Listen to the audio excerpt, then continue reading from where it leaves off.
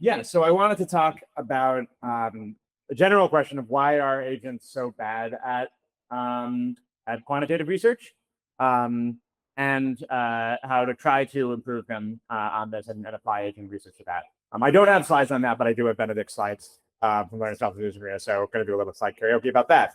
But as to start, I think some of the motivation was, and this was about 6 months ago that Benedict and I were talking about this.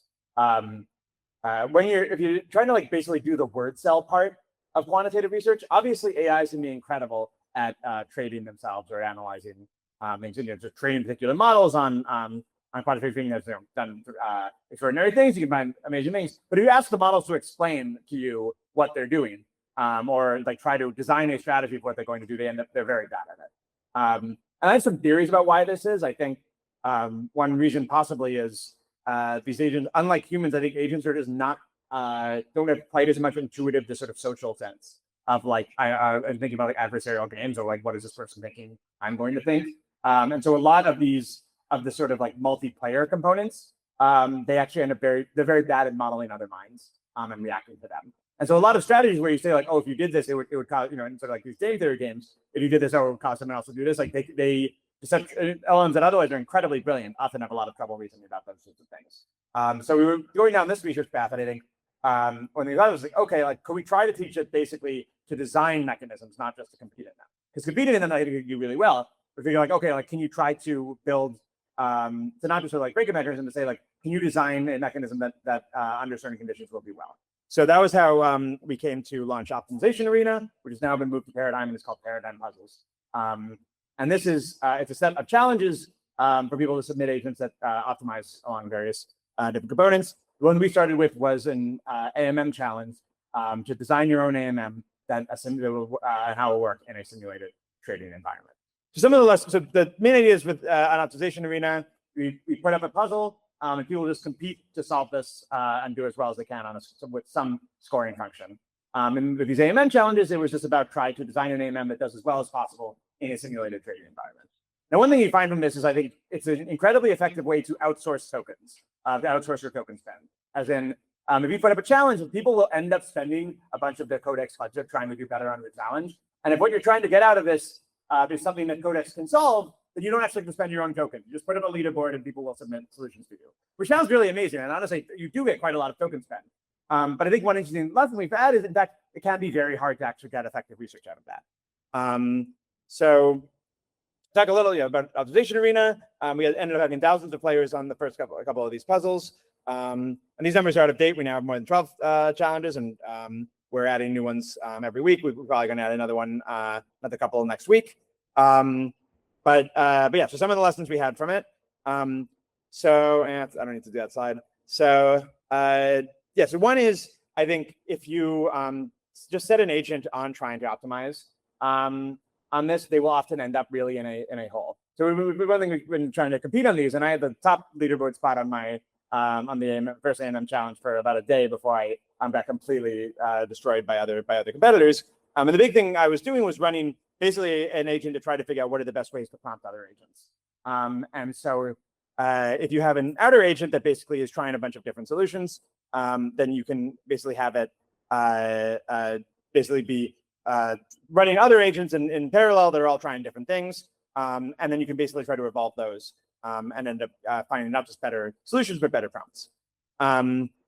Similarly, the other advantage of doing this sort of diverse approach is that you end up optimizing not just for these kind of hyper optimizations, but for these big breakthroughs that you usually only get from adding some kind of entropy to the search. Now, here are some of the results from just our first challenge, which was an AMM challenge where you had to design basically a Uniswap v2 fee strategy. So imagine yourself like a Uniswap v2 pool, but you want to add the ability to have dynamic fees just based on what you can see on chain. And this is a relatively constrained design space, all you can adjust is the fees, but it still has quite a lot of subtlety, and there's a lot that you could potentially do with these. So we put this out there, and we got thousands of submissions to it from many different people using different agents, some doing it themselves. And these strategies all, when we went in and looked at them, they all looked really different. They all actually had different strategies. One person trained a neural net. Some people were, doing it like manually. Like it's there were many ways people approached doing this, and many ways that they were actually training them. But they all ended up somewhere around basically the same time. This problem seemed to have basically a ceiling about how much you could extract from it.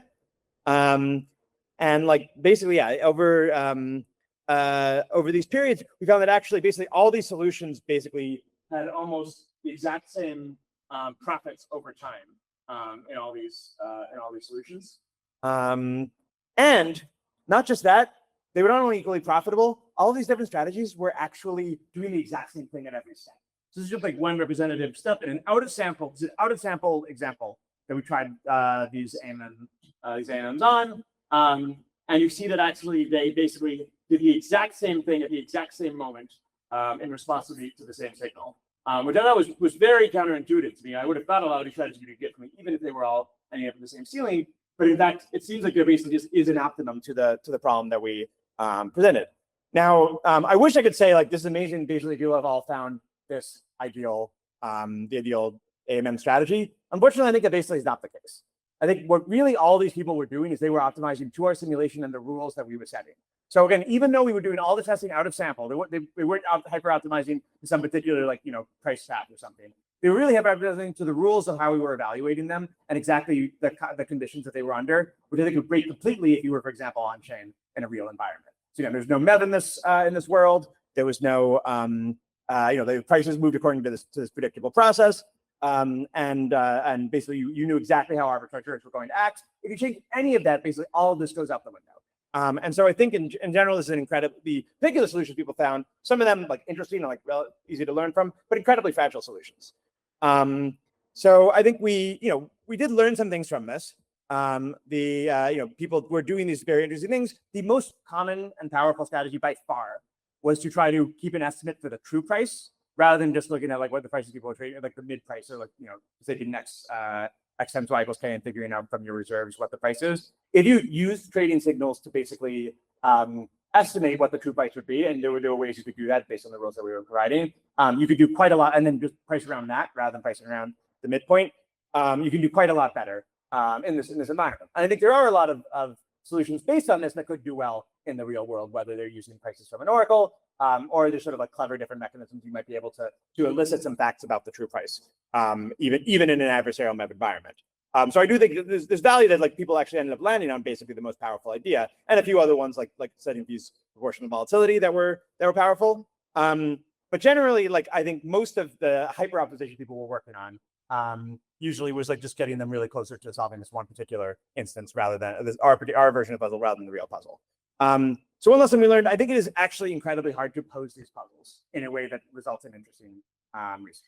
If to build this kind of challenge and do it in a way where like people aren't just like happy in the simulation rather than reality, there's a sim to real gap, you might even say, between these auto research challenges and real research.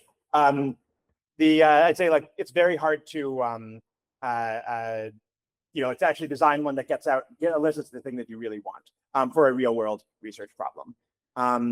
I'd say like, where's the slide even that? Yeah, there's a one interesting thing is whether your problem is too simple, people are going to overfit to it just because like basically it's a very realistic simulation. Sorry, it's an unrealistic simulation, and you just do this like very simple rule that they're going to do. But in fact, also if your solution is too complex, that actually makes it easier to overfit and harder to actually extract the core sort of insights that you were looking for. And in general, like the solutions might just be less legible to you. And like that's the exact opposite of the kind of solution, things that we were looking for. And of course, like the overfit situation probably won't be overfit to the real world, even if again it works for out of sample things. So in general, like I think one of the lessons we found is just like with these challenges, almost the whole battle is to propose the challenge. And then am I bullish about the future of auto research challenges? I would have to say, like I'm a little bit pessimistic because once you've actually really posed the challenge very well, you actually might as well just put your own agent on it. So unless you are like really budget constrained and trying to do this nerd stack hack to get people at very high cost, like there's a lot of inefficiency I think to doing this sniping the world approach. You might actually be better just to basically put your own agent on it. I think that's one thing we found with these auto research challenges. You don't really do that much better unless you've had something that you can really snipe real human input, which most of these don't naturally. Then really you're just getting the exact same thing you would get if you told Codex. That's one more lesson I think we found is the tricks I mentioned early on about how to optimize your agent to do all this stuff. Like everyone is basically doing the same thing on these. And in general, it doesn't take a lot to basically hit the ceiling of agent performance. I think especially on optimization type challenges, these black box optimization challenges. So yeah, I would say like I'm not that optimistic actually about challenges as a way to solve real research problems outside of like maybe a very narrow case or set of cases so far. Thanks.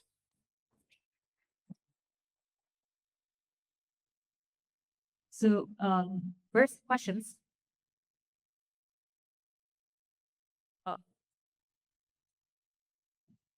Then swimming about the absence of adversarial response and the predictions and market simulation things.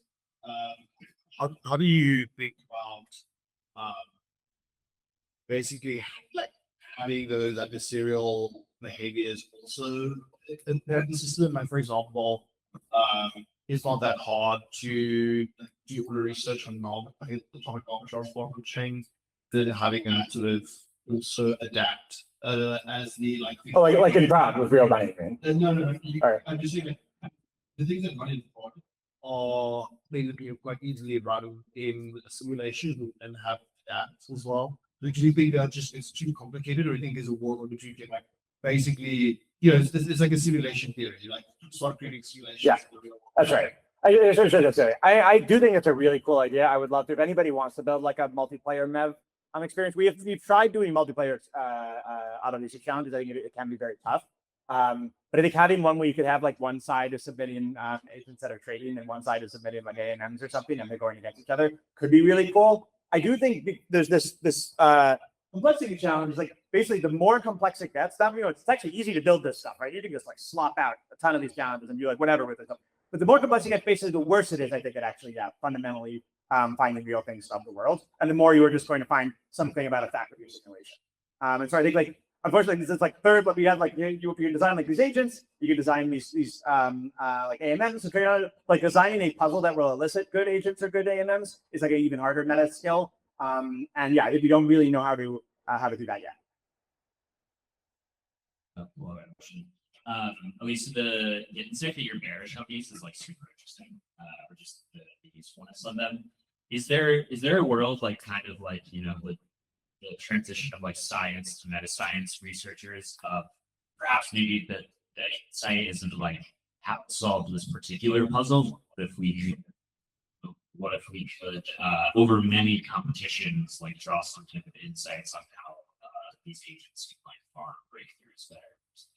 Yeah, I mean that's the interesting topic for me. Like to me, like the fact that these things are not working very well is like very promising. It's a sign that we are blocked. And so once it means like this is an interesting research problem to solve. It's like, can we actually produce interesting? I've been trying many different experiments with this. Have a few more coming out. But yeah, I think that to me, like it is. I think it's very exciting. We should be trying this field of exactly meta science on it. Very cool. I'll just give one quick anecdote too. We ran a very simple routing competition like internally at Flashbots. It was one prompt only. And the person who ended up winning, their prompt wasn't that good, but they just pasted a link to a blog post on AXI. Actually, like, wow. Did like 20% better than some people who traders. Did you try to like multiple objectives in the challenges in the competition? Sorry, what was your question? Did you try to force the agents to satisfy multiple objectives at once? So they were well, it was forced to basically just a profit acquisition with the owner. Yeah. So just one now. Okay. This there were some constraints, like the amount of type size. It seems you were not satisfied at the end with the results. I was like, can you encode this like straight the G beyond value or whatever was the choice? Yeah. I think it's tough for the agents to really like optimize for me, for like human, here's an interesting insight, like or generalizability or something. I mean, yeah, I think it's hard with just like a leaderboard certainly to do that.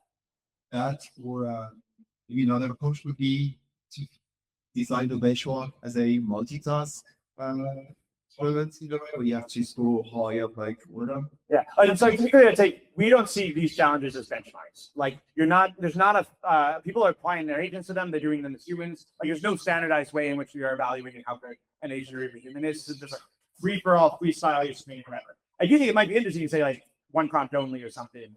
or like you submit a harness. You've got some about that. I think yeah, but I also I'm also somewhat bullish. We've been posting. I mean, I like relatively soon. Like I'm fairly bullish on skills. I'm fairly bullish on a lot of like harness. Like I'm largely think like a lot of this sort of how are we going to solve these problems is like the agents are just getting better and better. It takes less and less to get them to be good at solving the problems. The entire thing is not hosted.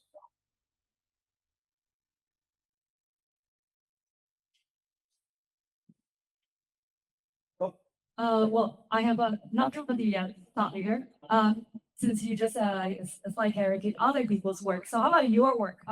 Well, or like other parts of your work.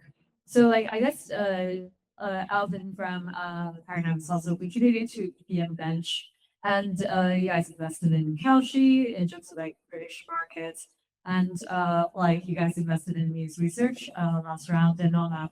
What's your thought leader take on like basically AI and where we are in ways worth like paying attention to and AI crypto? Yeah.